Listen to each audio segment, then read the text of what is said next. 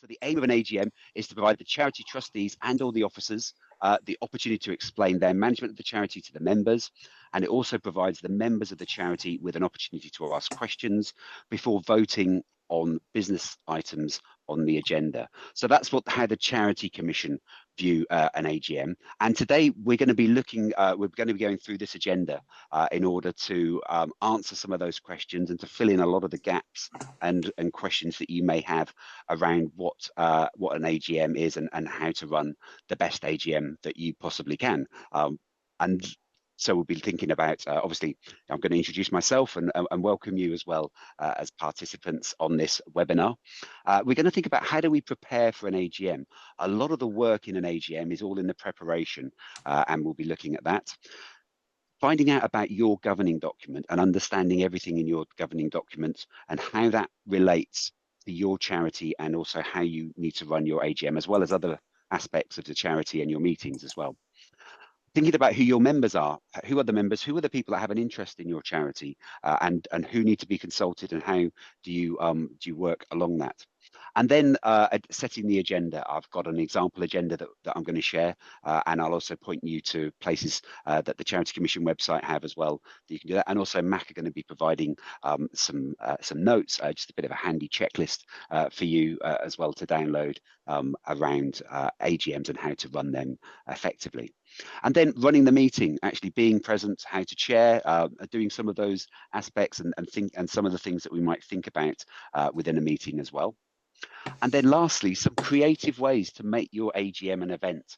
How do you turn an AGM into an event? What does that look like and how might that feel?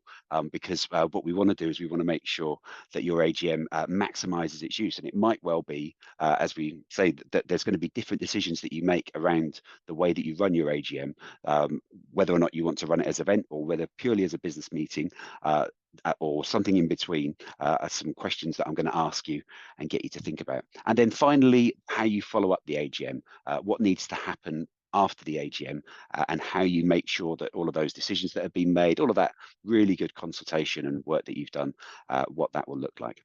First of all, I'll just quickly introduce myself, show a few little silly pictures and that sort of thing. As you can tell from my accent, I'm not originally from Manchester.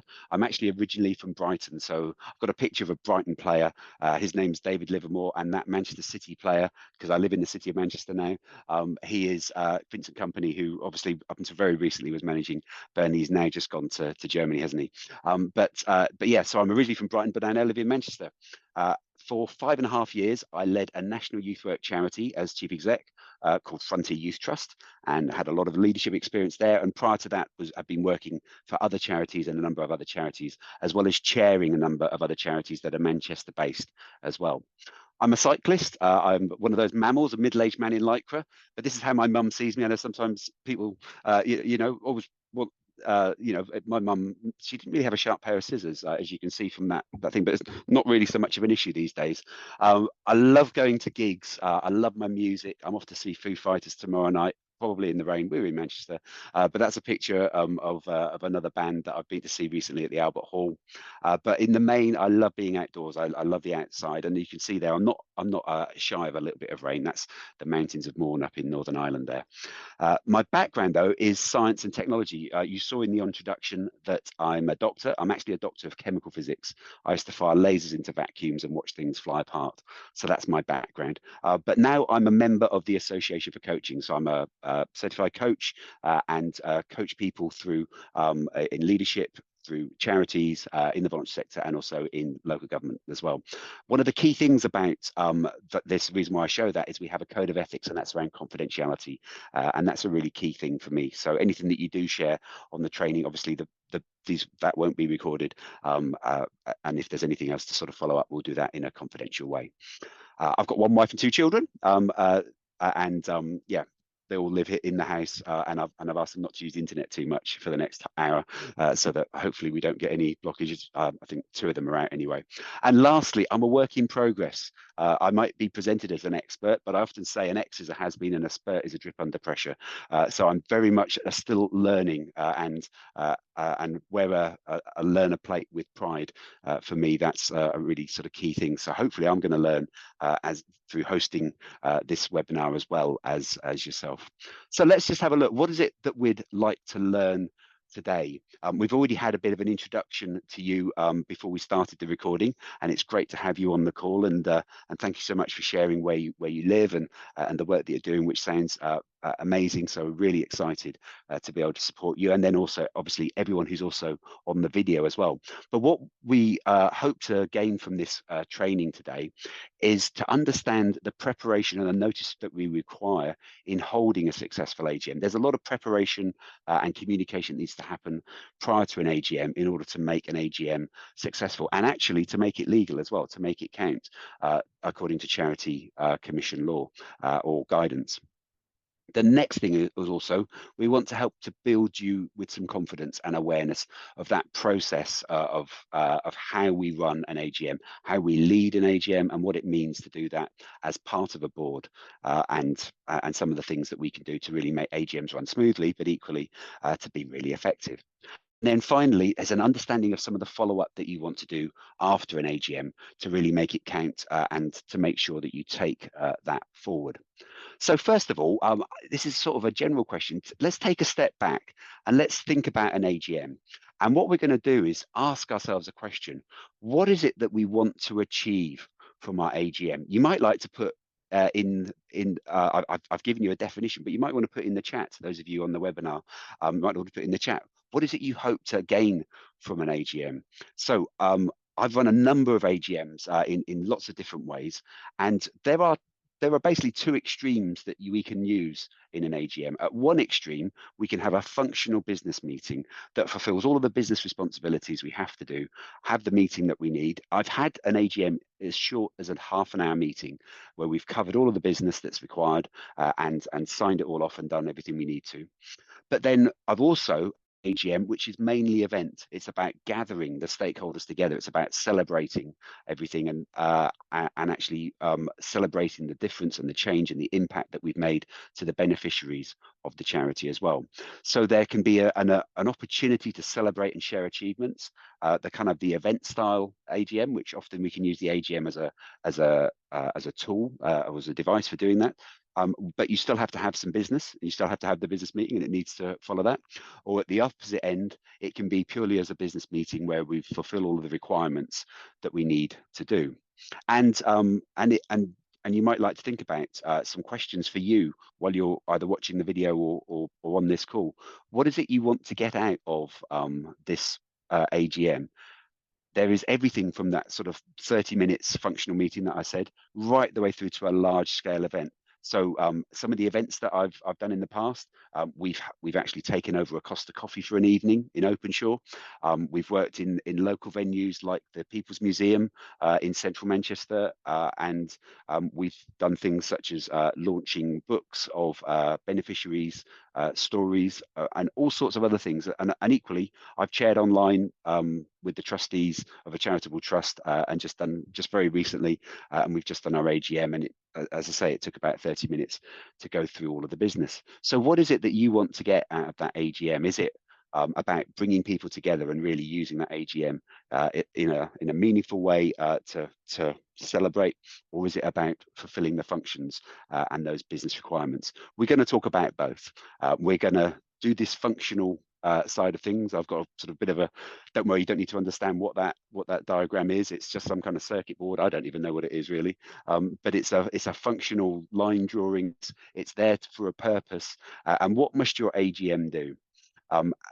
For example, for efficiency, some trustee boards, they actually bolt on a general trustee meeting as well as an AGM. So you can host both at the same time. So it might well be that the first half hour is an AGM.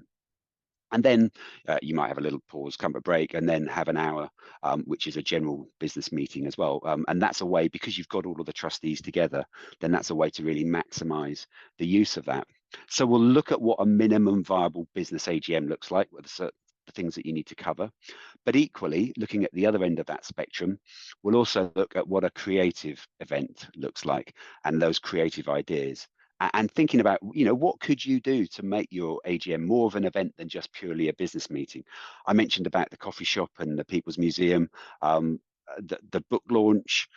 Some charities I've worked with have actually released research that they've been doing with some of their beneficiaries to the supporters, and then also thought about the response that they're going to get from there. And if that's the type of event that you want to hold, then not only do you need to invite your members or whoever the trustees are, if they're members, we'll talk about that in a moment, but you need to think about who your stakeholders are. Who are your stakeholders? And be creative in who you invite. Who is going to benefit from being there?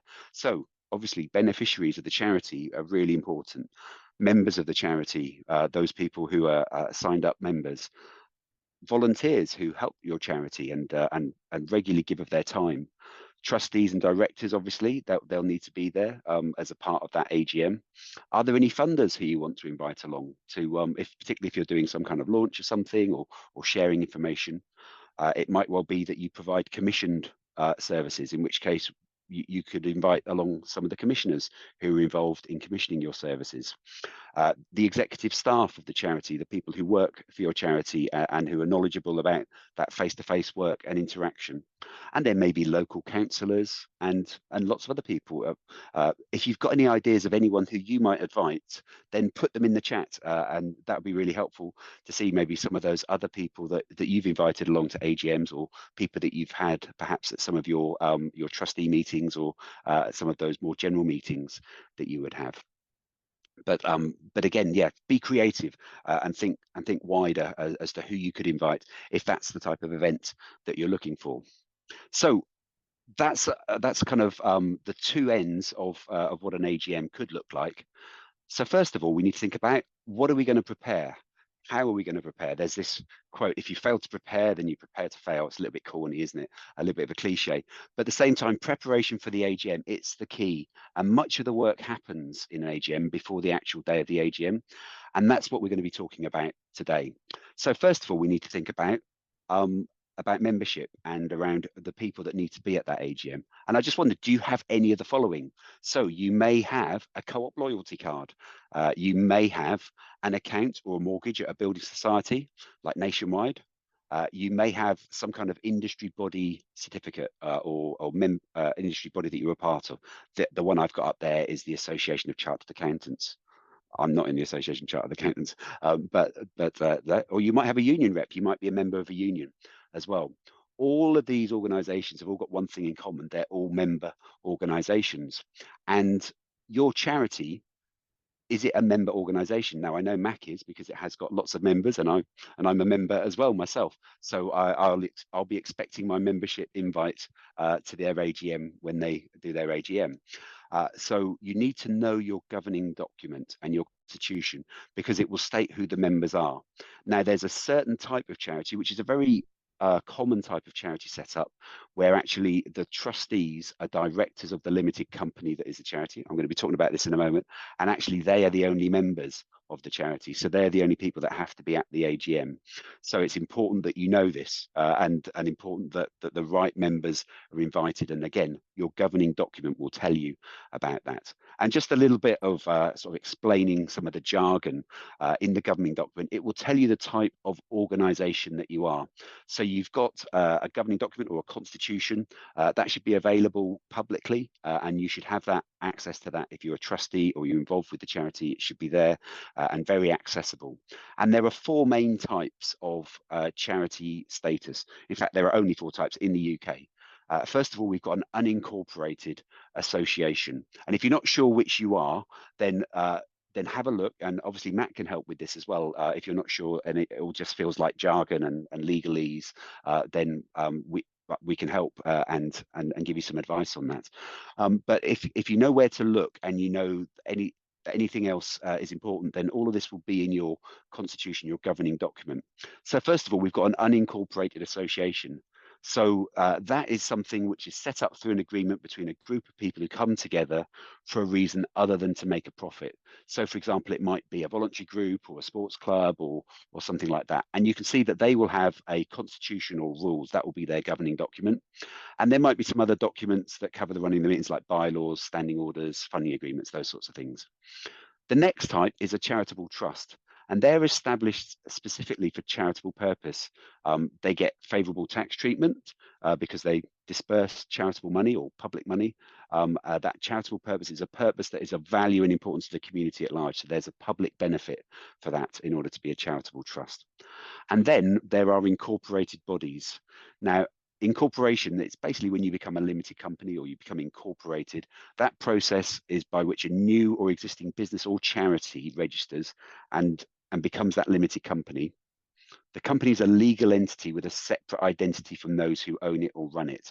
So it's a way of making sure that if there is a problem with the charity, that doesn't mean that trustees are liable for those issues.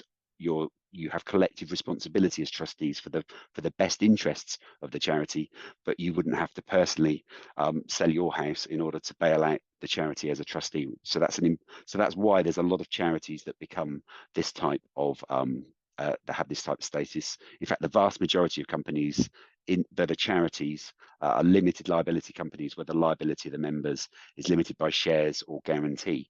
And what that means is they then become a charitable company. So they don't make profit. All of the money is linked and stays within that company, stays for the charitable benefit. And finally, there's one last type of charity, and that's a CIO, which is a fairly new type of governing vehicle, and that's a charitable incorporated organization.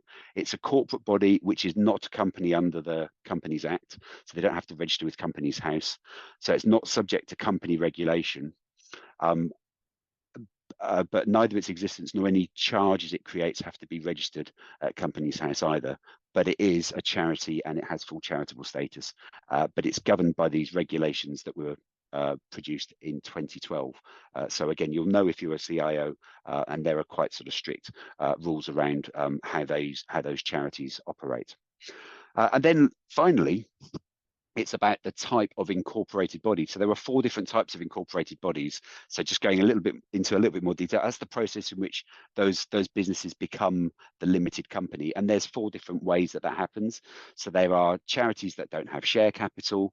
That would probably be the majority of charities that we're talking about that have this state. There's a royal charter. So something like the National Citizenship Service has a royal charter, the BBC, the Duke of Edinburgh Award, they all are part of this royal charter, and they would be a royal charter company. Some charities, particularly larger ones, are established by an Act of Parliament. So one very large charity, for example, like the Salvation Army, they have a number of Acts of Parliament, and their constitution is actually governed by the government, going back a very long way. And then finally, you've got industrial and provident societies. So there'd be community benefit societies, for example, FC United of Manchester, that team that was set up in response to the Glazers taking over Man United. You've got housing associations, building societies, those types of bodies as well.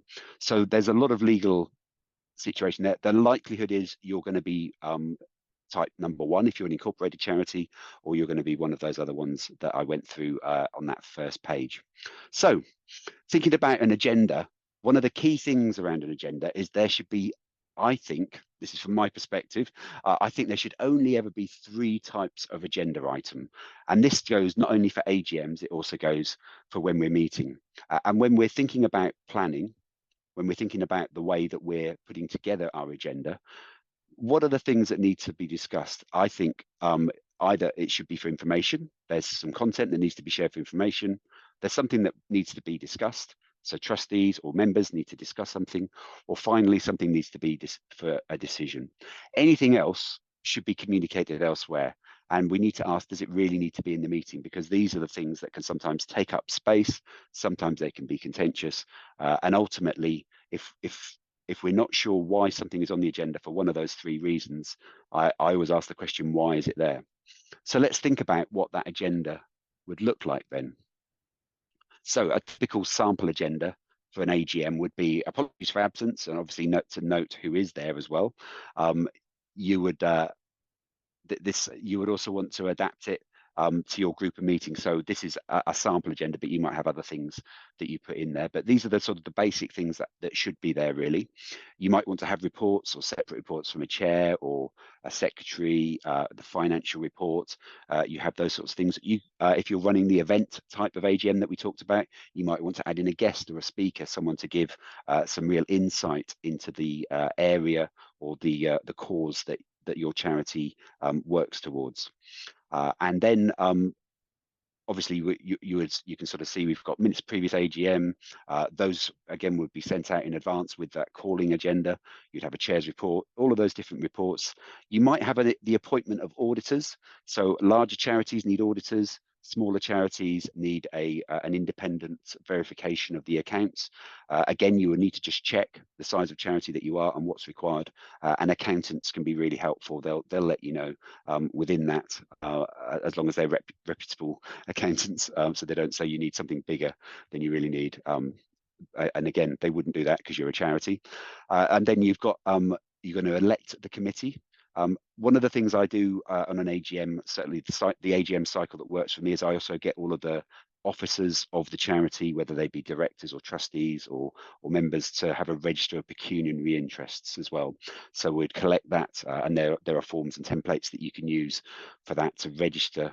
So that's basically a pecuniary interest is if I also run a painting company, and then I suggest that we use my painting company to paint the charity's property, then I'm actually going to benefit from that. So I need to say I own Alastair Jones's painting company, therefore I need to not take part in this conversation and not vote on this conversation as well. So we would register that right at the start of becoming an officer, and you would keep a record of that. You'd keep that on file. And then you would also set what the date of next meeting is. You would generally set those ahead. Other things that would go out is you'd want to know where it's happening. So for example, the annual general meeting of the Chiltern Photography Association is going to meet on the 20th of October at 7:30, 9 p.m. in the Bowling Green function room in Chiltern. Yeah, so you'd have something like that that would go out to all of your to all of the people that are invited to your meeting. And some things just to check on the agenda. I mentioned about date, time, and venue. I like to have that what the charitable purpose or the charitable objects or objectives are on the agenda. So usually they're only 2 or 3 things, and you can actually print them on the agenda. And it's there front and center. So whenever you stray off the subject as a chair, you can say, well, a minute, let's just have a look at the objectives of our charity. Well, how does what we're discussing actually fit with this? And is it going to help support the impact that we're choosing to make as a charity? And again, it can help us cut through some of those conversations that sometimes maybe take up time, but actually aren't maybe that useful. And then the next thing is, have you paced the agenda to interest a public meeting? So is it have you put enough in there that makes people get off the sofa, as I was saying earlier? Is there some an interesting talk about the area that you're delivering in? So for example, Chiltern Photography Society might have a display in the room of people's photography. They might bring that with them to show. So that would be a sort of an interesting thing for people to come to. Also, are there any tricky decisions or discussions to be made? Consider where to put them in the agenda. Do you want to have that tricky decision right at the start of an agenda and maybe set the tone for the whole meeting? Or do you want to leave it to nearer the end? I personally would prefer to leave it towards the end, but make sure I finished on a positive, and then that way it's not taking up the whole of the meeting and distracting from the really valuable stuff that the charity's been doing over the last year as well. So just to kind of re-emphasize, then there's a few things as you're doing that preparation for the AGM to really reflect on, and that is some mandatory responsibilities. So first of all, check your constitution, your governing document. Much of what needs to be carried out during that AGM, it will be stipulated in your governing document, and that will include a number of different things. So I'm just going to sort of help you with a bit of a checklist. So how often and when do you have to hold AGMs? It will probably be once a year, and it might even say there needs to be 2 other meetings per year as well as the AGM.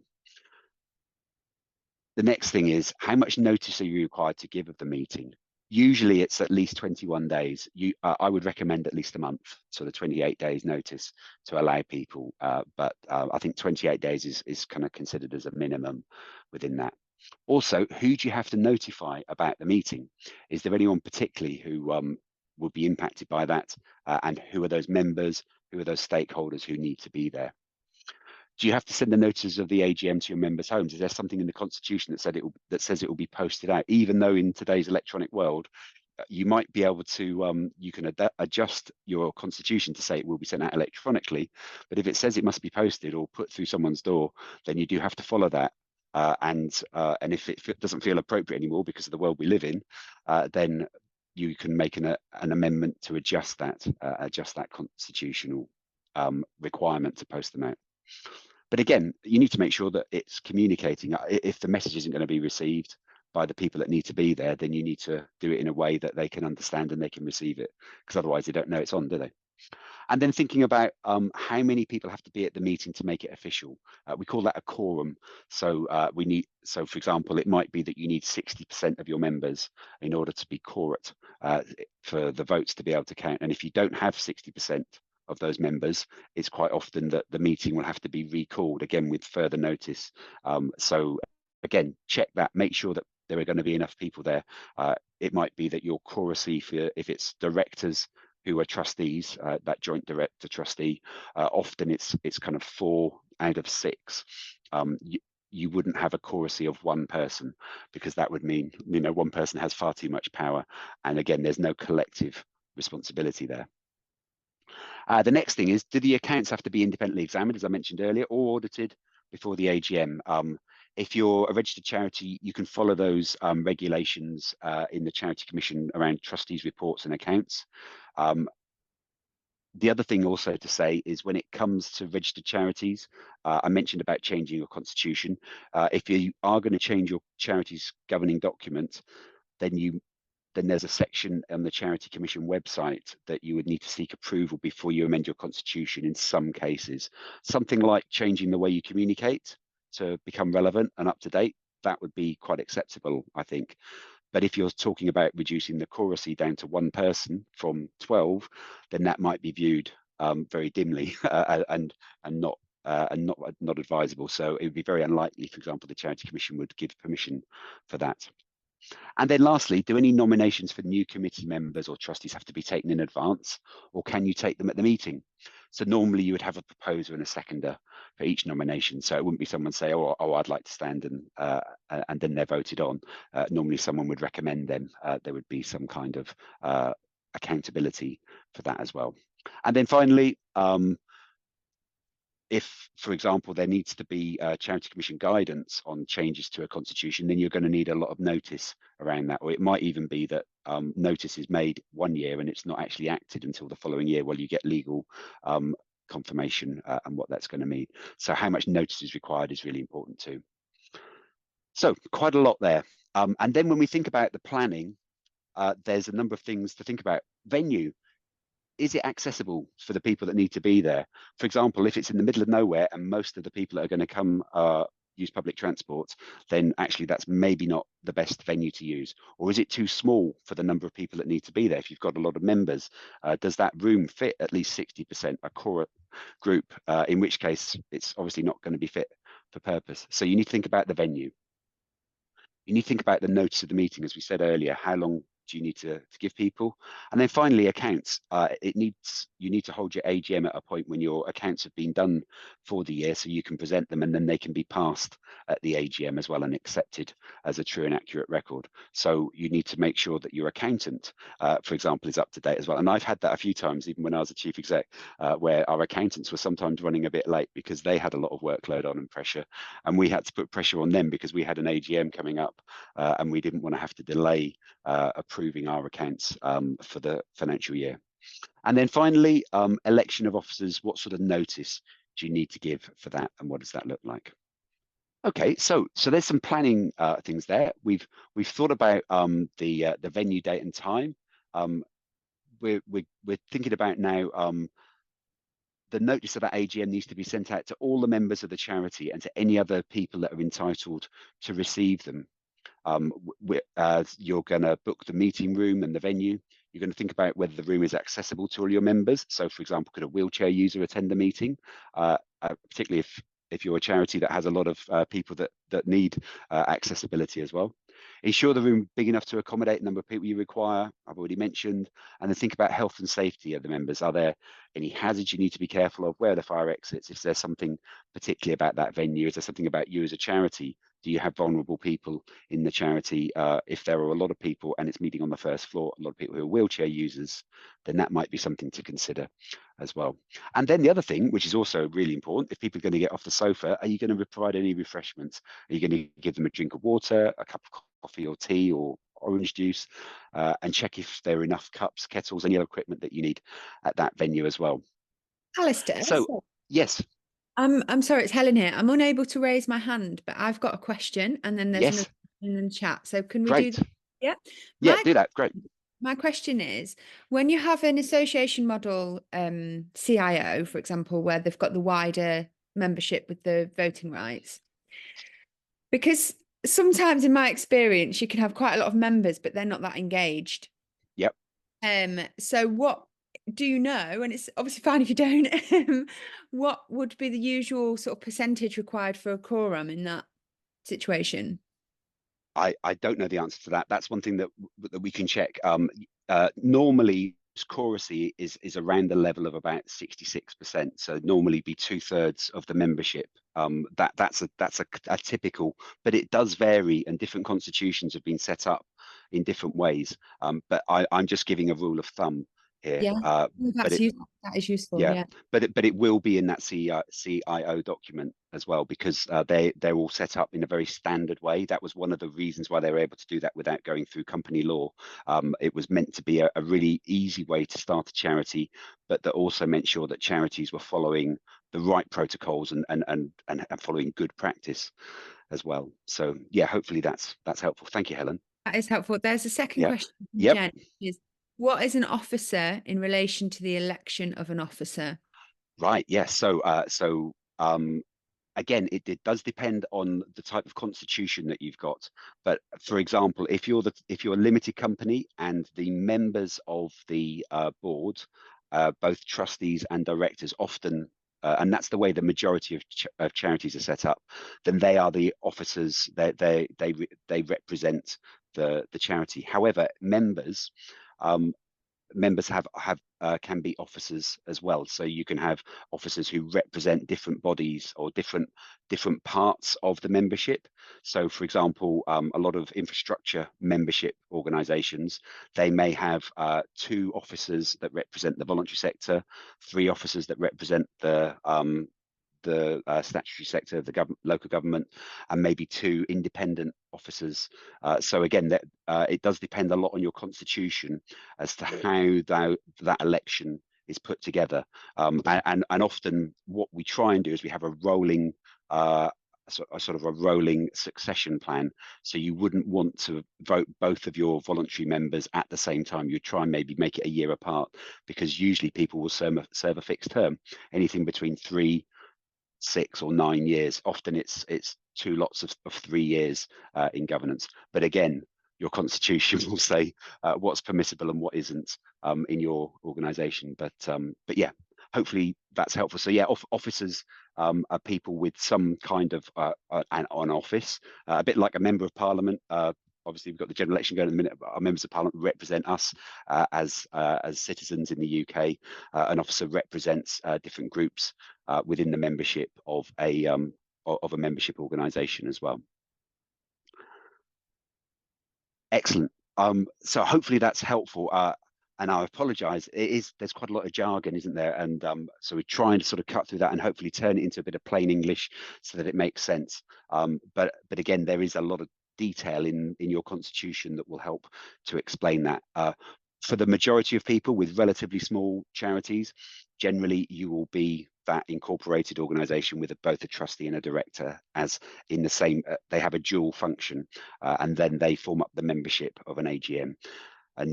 But larger charities or other representative charities such as MAC will have a member body as well, and they also have a voice at the AGM. So I hope that's helpful, and that sort of adds a bit into that. Brilliant, thank you.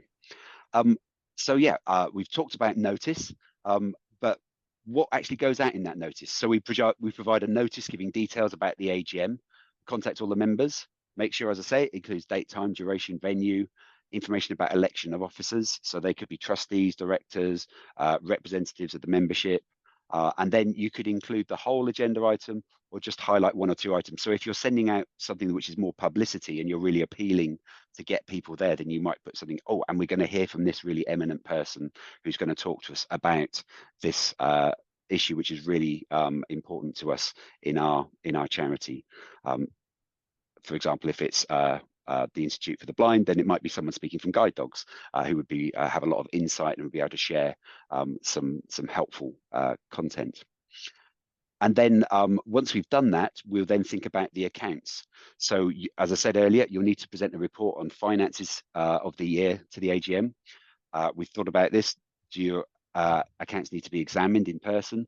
Do you need to appoint accountants or auditors? It's usual practice to review every 3 years or even less the accountants. Make sure they're not charging you too much.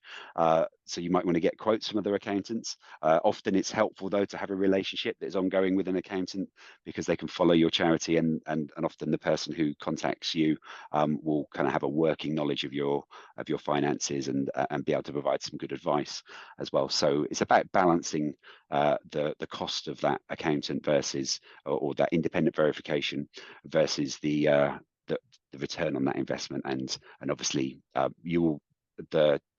and this is the same for any meeting, any decision that a trustee makes, is we always make decisions in the best interest of the charity. So if it's spending too much money, then obviously that would be in the best interest of the charity to reduce that. However, it might well be that the service that they're providing is really important at this time because of X, Y, and Z. So actually, even if you have to spend slightly more for that accountant, then that would be justified because it's important that they can give you that continuity of insight, which might actually save money in the long run because of the help that they're able to give you. So we're beginning to come into land. Now, I've spent the first 45 minutes talking about preparation for an AGM, and now we've only got 15 minutes left and we're going to talk about how we run an AGM.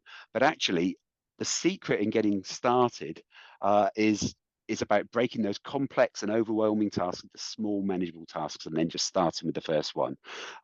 It's about chunking things down. And what we've done there is we've done so much work now in the preparation. Actually, running the AGM is a lot easier than the preparation because we've thought about everything else and we've actually planned and we've got a good plan within there. So the governing document will state who can attend an AGM. It will also state who can vote at the AGM on decisions, on elections, and all sorts of things as well. Usually, people who are employed by the charity, for example, wouldn't normally have a vote because they wouldn't be trustees or they wouldn't have voting rights. But again, that would depend on your constitution and how that works. But the Charity Commission, it does advise members to maintain accurate and up-to-date list of members so you can invite everyone and also make sure that you take a register as people come in and you want to keep good records and keep good record keeping. So you're going to do that and actually that and how you run that, how you make sure you get people there. Once you've done all of those things and you've got a great meeting, you've got a full meeting in front of you, then there's a few things you just need to think about. So first of all, you need someone to take the minutes. You want to keep minutes of every meeting, whether it's an AGM or just a regular meeting. You want to make sure that they minute particularly the action points. I find sometimes it's not helpful to have every single conversation written out in full. It's more important to capture the actions, who's done what. If anyone asks to note that they've disagreed with the decision, then by all means minute that. However, under the understanding that because of collective responsibility, once the decision has been made, then everyone then moves forward with that decision. You'll also take down the names, contact details of everyone attending the meeting, so you can contact them afterwards. And you might want to do that as they come in or they sign up for the AGM.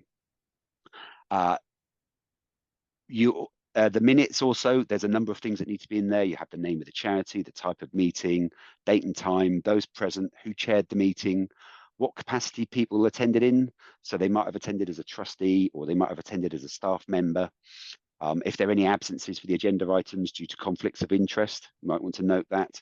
Any apologies for absence. And then the minutes recording exactly what's agreed and particularly important or controversial decisions. So if that is the case, you want to make sure you get the exact wording of any resolution and who proposed it, a summary of the discussion on those items of business, and information used to make the decisions. Remember that this information, discussion, and decision.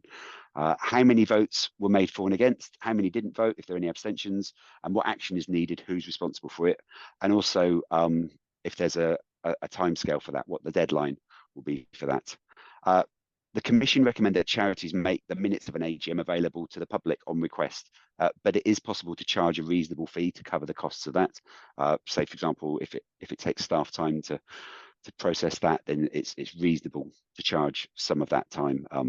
Particularly these days, it might just be producing a PDF, but if it's posting it out and there's lots of documents, then actually that's legitimate to charge for as well, for public information requests, for example. And then elections, we need to decide in advance what the voting system is, and it needs to be explained really clearly at in the meeting. So, for example, you might have just a public show of hands, and that might be fine. If it's a contentious issue, you might want to have more of a private ballot.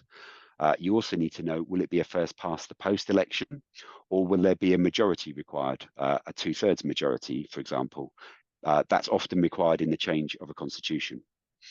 And then you might also want to have someone neutral to count the votes, someone without a vested interest in the decision.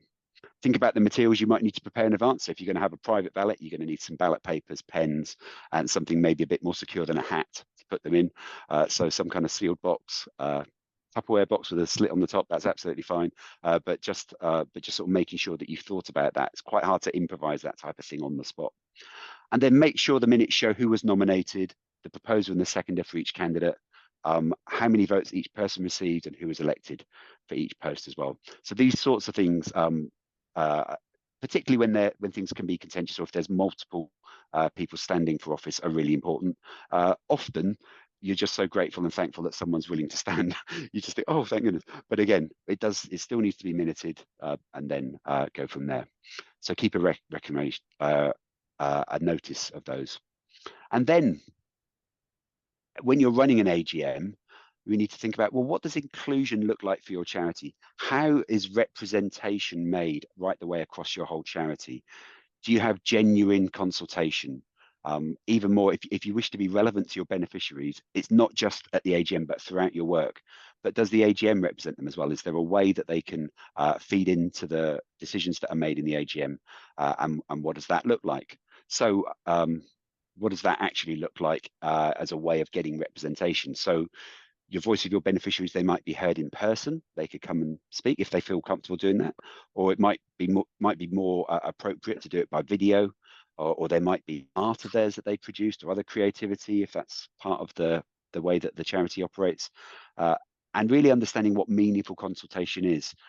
Your beneficiaries, the people that work within your charity, will know what that looks like. So it's using those and leaning into that expertise and making that. And then also sharing what you've done in the past, keeping your AGM relevant to your beneficiaries. All of those things are really important to see the impact of your charity and how it's making a difference there. So you want to share good practice. There's a bit of an art of chairing as well, I think. And one of the arts of chairing, if there's someone who you know is really contentious, and you need to get everyone's perspective, and if that person's dominating a meeting, then I used to sit next to them. Actually, I used to deliberately go up. I used to put them in the seat next to me. That way, they're never going to catch my eye unless I choose to look at them. And two, if they are being disruptive, I can have a quiet word in their ear and say, just one moment, I just need to hear from that person without making it to be a big deal. You don't have to shout across the table at them as well. So that was one thing that I used to do and still do when I'm chairing. So if ever I come in next to you, be worried. No, I'm sure you're not that person. But actually, it can make a big difference as well. Sorry, I've got another question, Alastair. Yep. And it's not the best system, but I can't raise my hand for some reason. No, that's fine. That's fine. Yep. So when you mention an election, what Yep. are the suggested roles? Just chair, secretary, and treasurer. That's from the chat. Right. Yes. So as far as the Charity Commission goes, you need to have an officer who is the trustee, a trustee responsible for finance, and a trustee who's responsible for as a secretary. But and you would also have a chair. But then everything else is kind of it does depend a lot on the size of the charity and what's required. So you may have elections for vice chairs. You might have 2 vice chairs to cover for a chair. Other options also that you might have is someone who's responsible, and then these become more roles that might be appointed more by agreement as a board.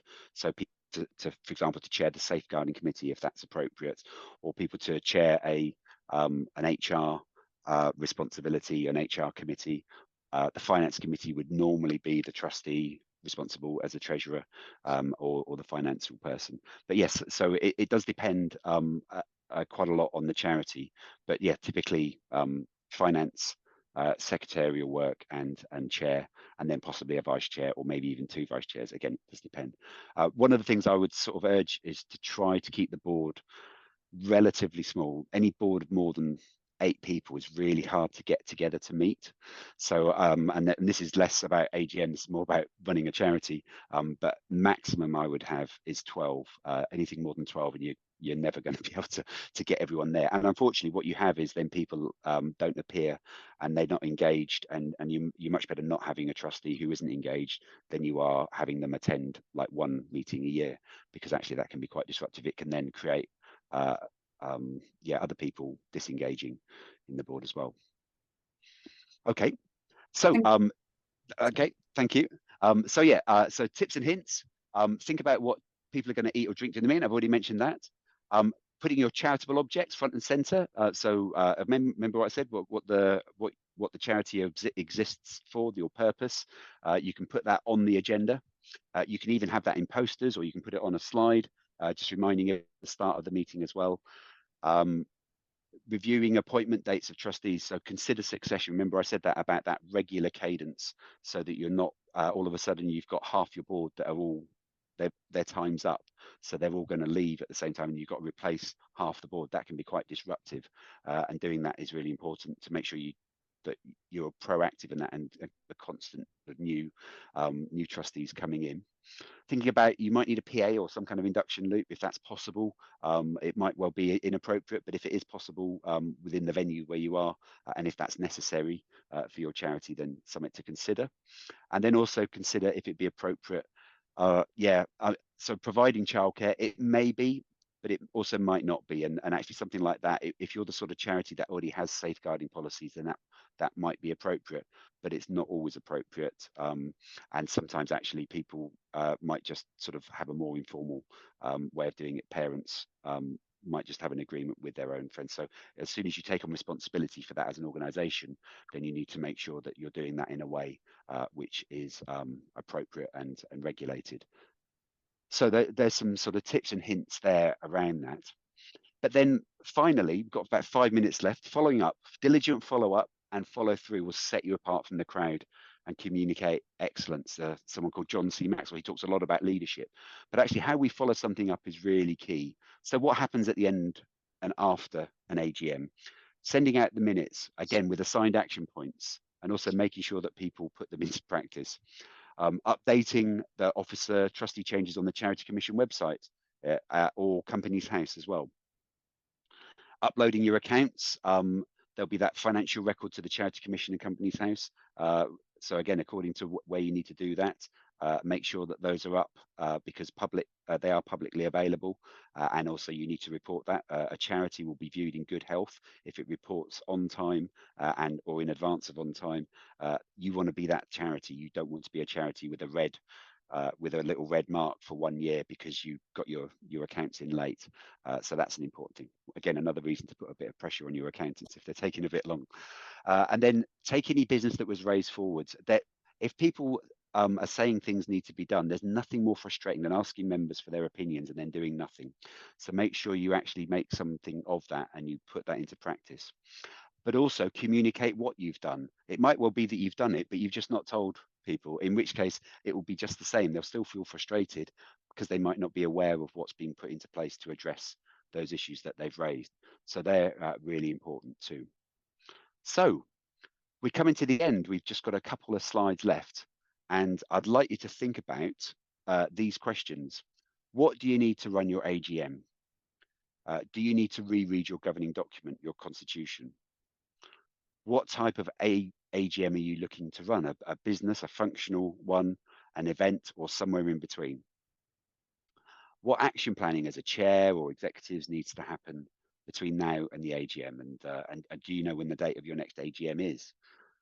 And then obviously we're kind of review and close that. So what I'd like to do is to give you all a sort of personal challenge, and then we've got a bit of time for questions at the end. And if there are any questions in the chat that we haven't answered, we've got a couple of minutes for that. Is I'd like you to think about this. What are your personal insights and ideas from today? Are there any things that you've taken away? Actually, there's a bit of information you need to find out, or I need to find out from my governing document this, what I call it, what our policy is, or something like that. Are there any personal actions that you're going to do, and when you're going to do it, when you're going to achieve it? So you're going to set yourself a deadline. I'm going to find out by the next trustee meeting, or I'm going to find out by the AGM, or 28 days for the AGM, so I can actually do something about it when we send out the notice. And then finally, is there anything you're going to do to make a difference in your board collectively? There's some things there that I've said that apply to GMs that also apply to other meetings as well. Representation from the beneficiaries and what inclusion looks like. The three things that should happen in a meeting, whether it's information, discussion, or decision. Anything else, any other areas within that? And as you think about that, are there any roadblocks that need to be addressed in your charity? Are there any things that are blocking this happening? Are there any things that you need to, are there any conversations to be had? Or are there any insights that you've had as a result of this workshop, and anything that you want to do that's different?